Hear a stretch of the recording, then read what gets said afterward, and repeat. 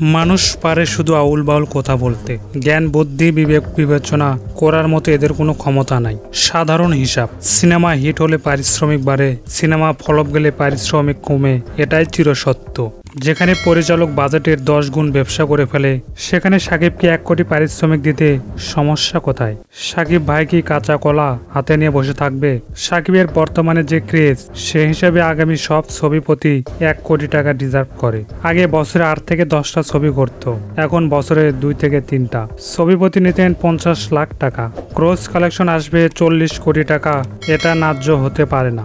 সেই সাথে হিমেল ভাইয়ের প্রতি অনুরোধ থাকবে রাজকুমার ছবিতে অ্যাকশনের দিক বেশি নজর দিতে, কেননা বাংলা ছবিতে আমরা মনের মতো অ্যাকশন দেখতে পাই না। ছবিতে যতটুকু অ্যাকশন রেখেছেন সেটা যেন তামিল স্টাইলে হয়, এগুলো আপনার দ্বারাই সম্ভব।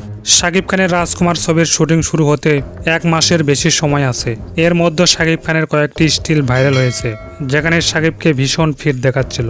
যেহেতু এখন অনেক সময় আছে, সেহেতু কিং খানকে আমরা ফিট হিসেবে পাবো। তাই প্রিয়তমার রেকর্ড ভাঙতে আসছে আমাদের রাজকুমার।